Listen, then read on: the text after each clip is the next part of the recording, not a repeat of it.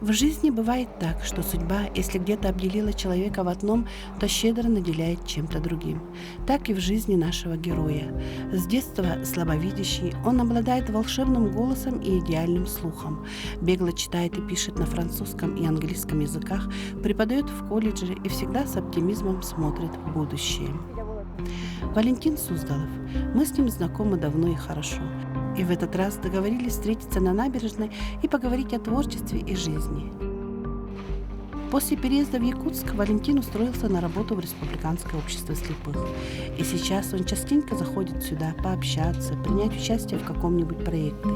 Жизнь в центре кипит, и для него всегда находится дело. Привет, Таня.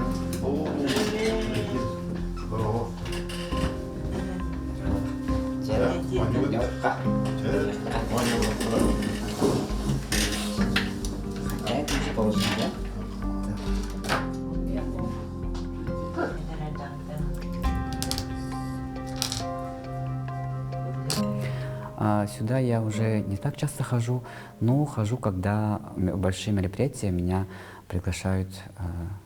Здесь я пою. Последнее мероприятие у нас было проект «Споем со звездой», и я пел там с Леонидом Анциферовым. На рассвете заглянулся свет небеса, там сколько молодого, собирайте виноград, я красивый, я припей, захотел рассказать, стань над рекой, золотые встречи, распугрявый, лёг зелёный звезда, я влюблённый, искушённый там, лёг зелёный,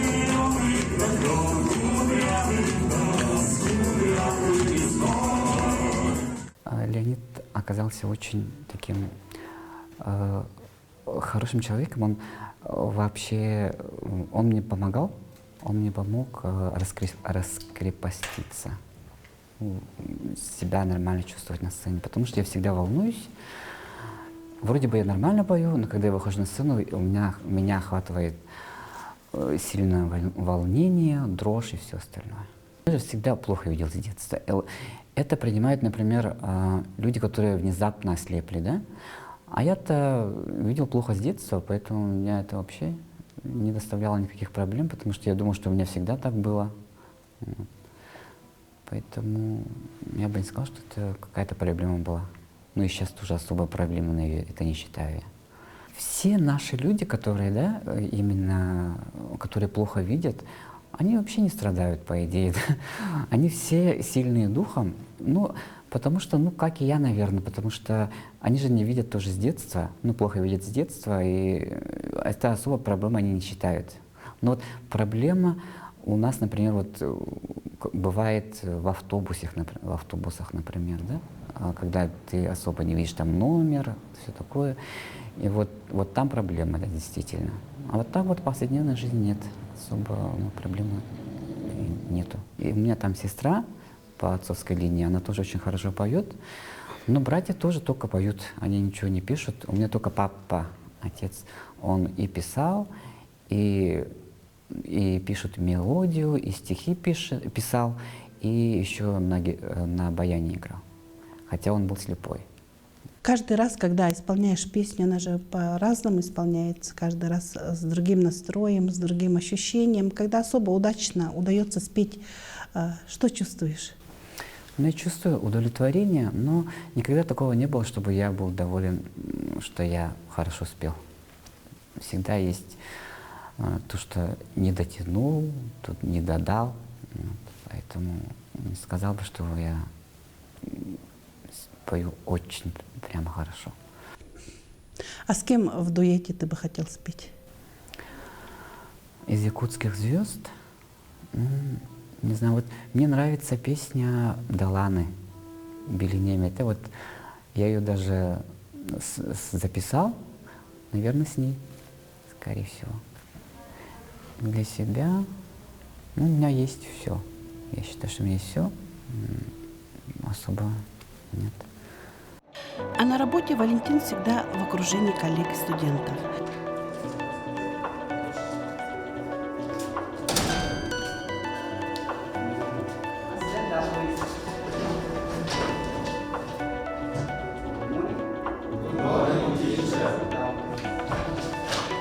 Open your book at page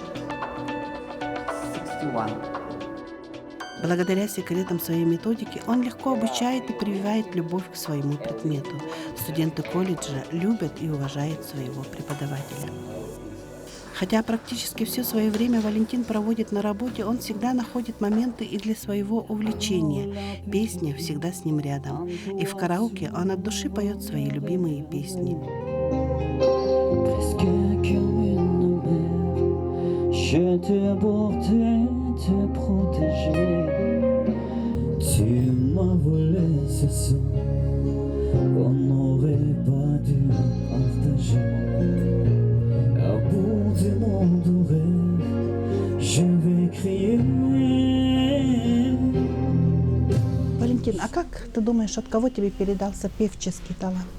Ну, я думаю, что певческий талант мне передался от моей бабушки. Ее звали Юрим Катерис. Вот мне мама рассказывала, что она очень хорошо пела. Наверное, скорее всего, от нее, потому что по папиной линии у меня все поют, братья. Ну вот с ней такая история необычно связана, то, что я вот в детстве, когда был маленький, говорил, что я был девочкой в прошлой жизни, и говорил, что меня звали Юрий Катерис. Вот. Видимо, это я реинкарнация ее. Певческий дар ему передался по отцовской линии. Отец великолепно пел и играл на баяне. В семье бытует мистическое предание. Родная бабушка Валентина, Екатерина Горохова, Юрим Катерис, обладала прекрасным голосом. Любила петь в широком поле и в густом лесу. И однажды с ней в перепалку вступила нечистая сила. Юрим Катерис не удалось перепеть неведомые голоса, и в итоге она повредилась умом. Но она выздоровела и прожила долгую жизнь и продолжала петь и радовать своих односельчан. Я всегда был в хоре солистом всегда. И поэтому я вообще не умею петь на два голоса. Сейчас же поют, например, дуэты. Я не умею петь дуэтом абсолютно. Я умею только петь сольно. На сцену я вышел, наверное, 5 лет. И я стал еще в 7 лет уже стал победителем районного конкурса. Там славим партию родную, там что-то такое было. Вот.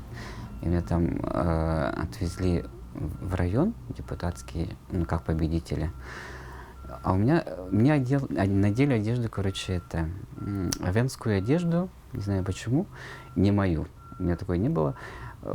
Там был парень, Гоша его звали, вот его одежду мне надели, и это было мне прямо как-то... И там объявляли, короче, вот, для вас поет победитель районного конкурса «Славим партию родную» Валентин Суздалов. Все ждали большого человека, и вышел я. И даже до микрофона не доставал. Потом подошли, микрофон, короче, сделали. Вот это я помню очень хорошо. Я, по идее, собирался после 9 класса поступать в колледж культуры. Да, у меня такая цель была, но у меня мутация голоса произошла, и, естественно, я туда не поступил, и зато я начал изучать английский язык. Мне оказалось, у меня очень хорошая память. То, что я читал по-английски, я все сразу понимал тут же.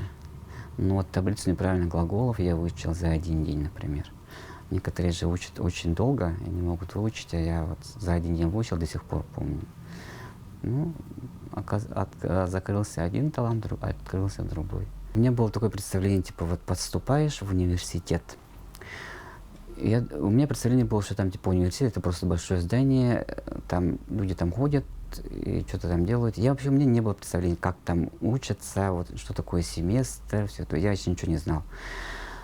Приехал, ну, первый экзамен, например, да, мы пошли сдавать, я маму с собой повел, короче, на первый экзамен. Мы пришли в ГУК, там было написано ГУК, мы в ГУК пришли, а там никого не было. Оказывается, экзамен перенесли в ВУЛК.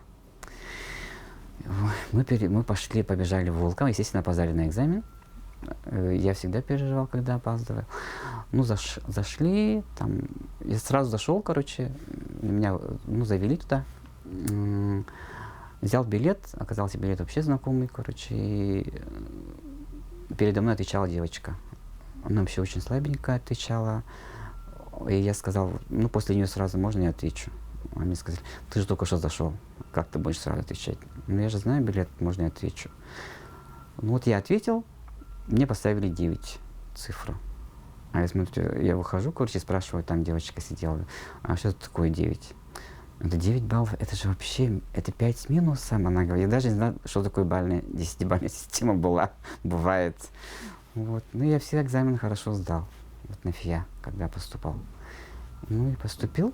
Ну, и потом самое странное началось, вот когда уже учеба началась. Я думал, что я одна звезда такая, вот, все должны меня, типа, знать. Но оказалось, что не так. Звезд было очень много. Все были звезды. Это же ФИА, факультет иностранных языков. Извините, меня там красавицы девочки, мальчики тоже все умные, короче, и я.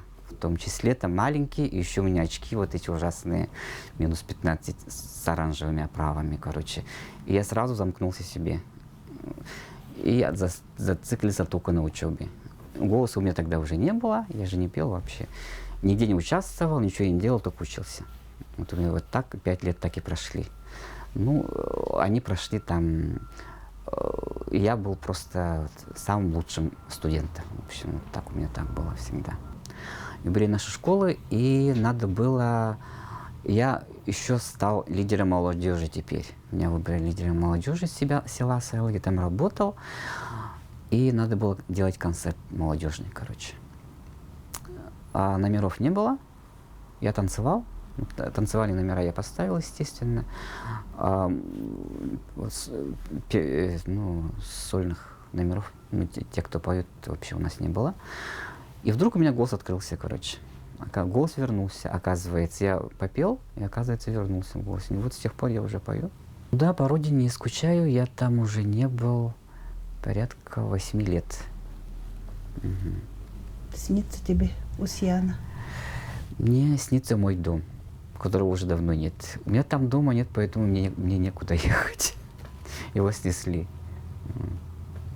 Я жил в двухэтажке, на 2-м этаже. Такая хорошая квартира у нас была прямо. Мама тоже скучает именно по этому дому, не по депутатскую. Мы потом переехали в депутатские жили. В депутатском у нас вообще хорошая квартира, например, 3-комнатная. Вот по нему мы почему-то вообще не скучаем, а именно вот скучаем по дому вот, именно в Селенде.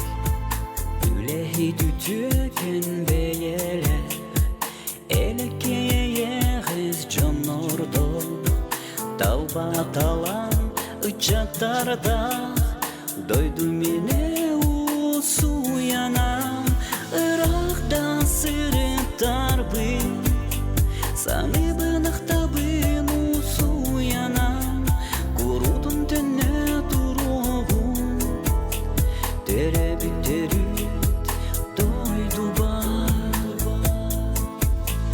Ирахда сырытарбы, саны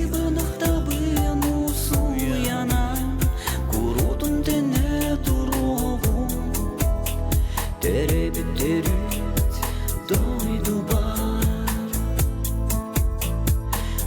Кылсыттах айылғалай, балықтардақ көллерде, Куғаға әлбәғин, дойду мене күндігін, Ирақда сырыттарбын, саны бынықтабын усуянам, Курудым дене турогу,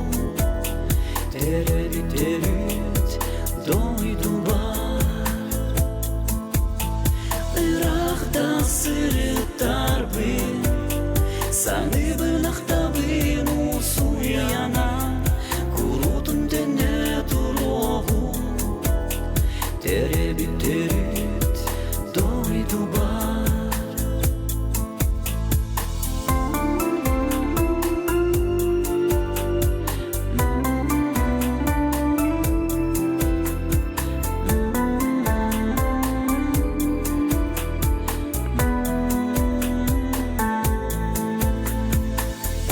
Сағын доғыттырым, қарын кемін тұлықтарым, сүйрек берілчен сыл жабым, меніктенік састарбым, ырақта сырыттарбым, саныбын ақтабым ұсуянам, құрутым тәне тұробым, теребит дойду бар. Ирақта сырыттарбым, саныбын ақтабым ұсуянам, құрутым тәне тұробым, теребит дойду бар. Кирбет күннәқ сайынақ, жүке біл суыма оттарда, айылға бұяна байдарда, дойду мене ұсуянам, ырақта сырыттарбым, саныбын ақтабым ұсуянам, құрутым тәне тұробым, теребит дойду бар. Ырақта сырыттарбым, саныбын ақтабым ұсуянам, құрутым тәне тұробым, теребит дойду бар.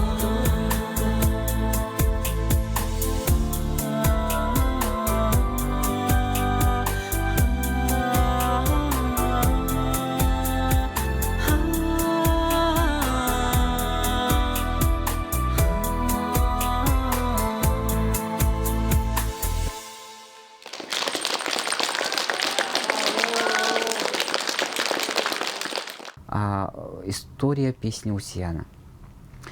Эту песню должна была спеть, вот знаете, певица же есть, молодая Кланура, радиоведущая. Вот это ей дали, по идее, песню. Эту песню дала ей певица вот Намына, это песня Намына, певица Намына. Она предложила ей, она сказала, что у нее есть песни про селенях уже. И поэтому она предложила меня. Вот у меня есть знакомый, это я ее учитель английского, я ее учил в школе. Она сказала, вот у меня есть учитель, он очень хорошо поет, ты можешь ему предложить песню. Вот она мне подарила. То есть она мне дала эту песню. Валентин родом из Устьянского района. Выпускник Якутского госуниверситета, он начал свою трудовую деятельность у себя на родине. Внешне скромный, красивый и разговорчивый молодой человек пережил в жизни немало. И история его жизни — это история стремления, борьбы и неимоверная жажда жизни. Скорее всего, да, от желания жить, наверное. Ну, когда у меня случился инсульт, да, я вообще не знал, что это... Я не думал, что это прямо такая вот очень серьезная болезнь, что я прямо там стану вот инсульт, вот инвалидом, я там буду там лежать, я там буду ходить. Там. У меня, короче, сразу было... У меня же операцию сделали в декабре, да? И почему-то я все время сразу думал о работе, что я должен выйти на работу в сентябре, ну, все такое. Вот. Я не считал себя вообще больным. Но ты и вышел же на работу в сентябре. Ну да, в сентябре в итоге я на работу вышел, но уже такой... Дети меня уже берегли сами. Короче, они вообще не шумели, там тишина всегда в классе была. Вот, поэтому все нормально было. Я хорошо вошел, короче, обратно в свою жизнь. И потом еще я был очень худой, вот до инсульта. Я весил 45 килограмм. Вообще, ветер прямо меня уносил, когда сильный ветер был, я прям улетал, меня только сумка останавливала, вот тяжелая, с сумками, с книжками, да, когда у нас там пурга была. А потом вот, поправился я на 10 килограммов, стал 55 наконец-то, и мне сказали, вот ты же нормальный теперь стал, типа. На человека стал похож, Да, да? на человека стал похож. У меня только голова была тогда, и все, голова и ничего, вот когда я был худой. Мама вообще, вот единственный человек, который вот верила и верит до сих пор, что я до сих стану вот, здоровым. И она никогда не говорила, что я типа вот больной, там все такое. Вот когда вот у меня инсульт случился, мне массаж, вот все остальное мне делала мама сама. Она сама не знает, что такое массаж, но просто как может быть вот так, да, она все сама сделала. Вообще, она поставила на ногу меня мама. Вот когда я пришел в караоке, да, вот в караоке я вообще не знал, что такое вот караоке такое есть. В караоке у меня вот первый караоке же в Якутске это было дуэты. И вот нас туда привела наша подружка, одноклассница. Я вообще понятия не имел, что такое там караоке. Мы туда пришли, нас было 3. Вот мы там начали петь. Ну, оказывается, такое хорошее место. И я уже все, после этого постоянно ходил, стал постоянкой. Вот, мне нравится петь в караоке. Ну, просто я стесняюсь людей очень сильно. И там очередь обычно бывает. Когда много людей приходит, например, 10 столов, да, там нужно ждать вот 9 столов, пока они все не пропоют. Одна песня длится 3-4 минуты, и там уже весь вечер там уходит в ожидании очереди. Вот, и еще громкая музыка, вот поэтому, люблю ходить, когда мало людей. Было время, когда ты совершенно не хотел раскрыться миру. Был в своей ракушке. Помнишь, как я тебя пыталась заставить выйти на мероприятие куда-то, на что-то. А сейчас ты сам везде ходишь, участвуешь, работаешь, вливаешься в жизнь, влился уже в нее активную, притом жизнь. Что тебя побудило, что толчком послужило для этого? Ну, скорее всего, опять же, мама.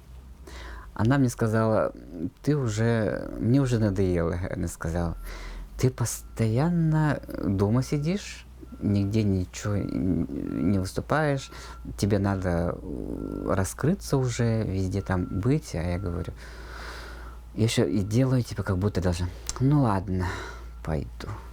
И вот так делаю, как будто я ей делаю одолжение. Вот, а на самом деле сам же должен ходить, наверное.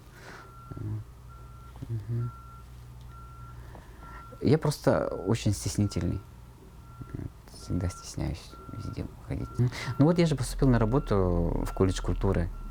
И вижу там дети у нас какие, да? Все такие, вот как они раскрываются, какие они все такие талантливые, как дети без комплексов такие. Я же хотел именно там учиться. Я бы, наверное, был бы таким, если бы там учился. Не знаю. Вот. Поэтому они меня тоже раскрывают, студенты мои. И все-таки ты вернулся, да? Жизнь все-таки циклична. Вот ты хотел в колледж культуры, ты сейчас в колледже культуры, месте, в котором ты хотел учиться, который ты хотел, но в то же время иностранные языки, это же тоже твое? Да. Вот ты пел сегодня Лара Фабиан. Лучше всех, наверное, поешь. Не сказал бы, что лучше всех, но пою. Да. Ну, мне просто нравится творчество Лары Фабиан. Я пою ее 2 песни. Вот «Je t'aime» и «Je suis malade». Валентина, а какое твое самое большое желание? Ты вот говорил до этого, что у тебя все есть, тебе ничего не надо. Ну, наверное, скорее всего, я хочу быть здоровым. Можно так говорить, да? Да. Я хочу быть здоровым. Вот я не хочу болеть. Я не хочу болеть, я не хочу, чтобы мама болела. Я хочу, чтобы все люди были здоровы. Это самое главное. Наш герой очень скромный и трогательно беззащитный.